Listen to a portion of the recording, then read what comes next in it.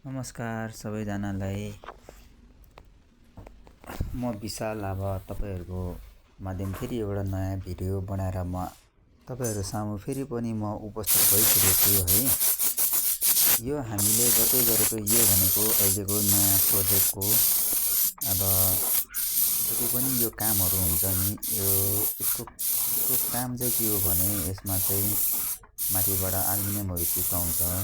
किनकि यो चिप्कायो भने चाहिँ माथिको ब्यागहरुले अब जस्तै अब जे चिज पनि हामीले टेबुल माथि राख्छ नि, जस्तै कि अब त्यो जस्तै अब त्यो हार्ड त्यो झोलाको ब्यागहरुको तलपट्टि हुन्छ नि त्यो गोटीहरु हो, त्यस्तोहरुले कोतारिन्न भनेर नकोतारिनको लागि यस्तोहरु युज गर्छ है। जस्तै अब त्यसले अब सजिलो पनि हुन्छ यसमाथि राखेर। र यसलाई चाहिँ सबै मेसिनले चाहिँ विदेशमा चाहिँ सबै मेसिनले यसरी नै काटेर बनाएर दिएको हुन्छ। हाम्रो काम भनेको बस यसलाई जोड्ने हो, एसेम्बल गर्ने हो है, अरु खासै केही नि हुन्न।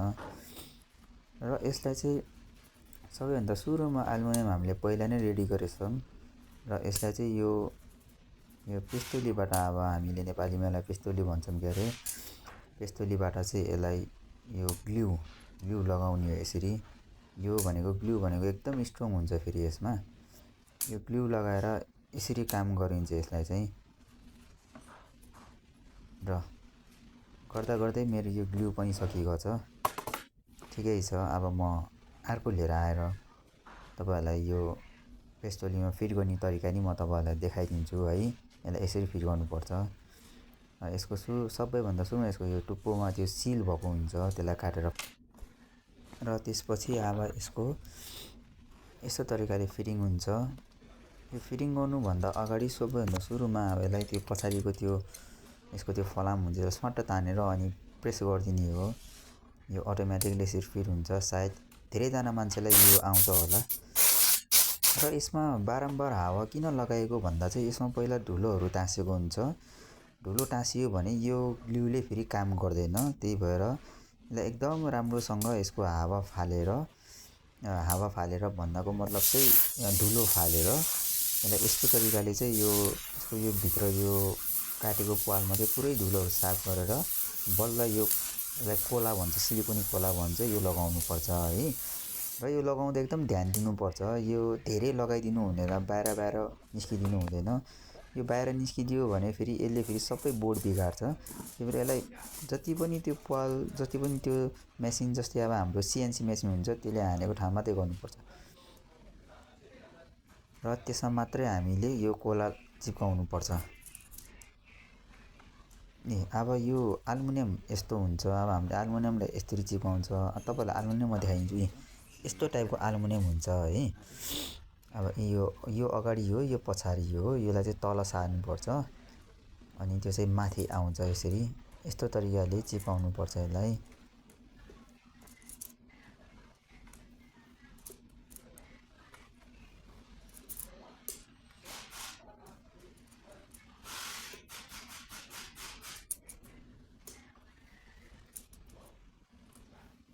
यस्तो तरिकाले यसलाई अब सबै बराबर गर्दै चिप्काउने हो हामीले।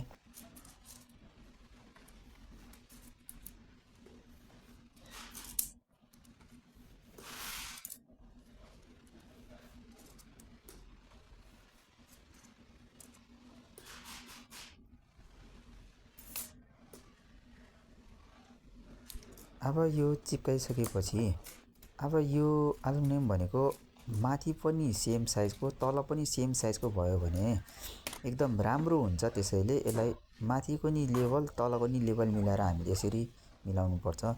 यो काठ भनेको एउटा फर्मा हो है। यो माथि नि लेभल छ, तल नि लेभल छ, यो फर्मा हो। यो काम गर्न सजिलो हुन्छ भनेर मैले यस्तो टाइपको फर्मा बनाएको हो। र हाम्रो लेभल पनि एकदम लेभलमा आइसक्यो, सब माथि पनि तल पनि। र यो एल्युमिनियम एकदम सबै एल्युमिनियम एउटै साइजको छ है। त्यही भएर अब माथिपट्टि हामीले यसलाई उस्काउनु पनि परेन।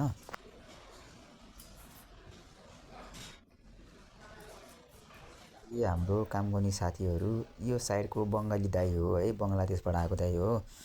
अब यो ठ्याक्कै यो पछाडिपट्टि यो जीके मोबिल लेखेको साथी चाहिँ मेरो जर्जियाको साथी हो। राम्रो छ, मजाकिलो छ सबैजना।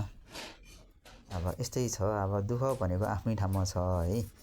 अब यसरी नै हामीले यसरी नै काम गर्दै चलिआएको छौँ के अरे। अब भइरहेछ, ठिकै छ। दुःख भनेको यस्तै हो साथीभाइहरू। अब यसलाई यस्तो तरिकाले यो टेप लगाइदिएपछि एकदम च्याप्प समाउँछ यसलाई। र यसलाई अब हामीले आज युज गर्न मिल्दैन, यसलाई हामीले अब भोलि युज गर्ने हो है। यसलाई अहिले युज गर्न मिल्दैन हामीले।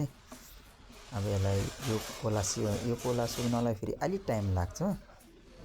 यो चाहिँ अलिकति समय लाग्छ र अहिले अब त्यति कामको बिजी पनि नभएको कारणले गर्दा चाहिँ यसलाई हामीले यतिकै राखिदिन्छौँ। उताको साथी, मेरो त्यो जर्जियाको साथीले नि सेम यही काम गर्दैछ है। अब दुईजना साथी मिलेर यही काम गरिरहेछौँ हामीले अहिले। हाम्रो अहिले यो काम नयाँ प्रोजेक्टै भनौँ न, एउटा हामीलाई सुपरभाइजर दिएको एउटा नयाँ प्रोजेक्ट जस्तै हो।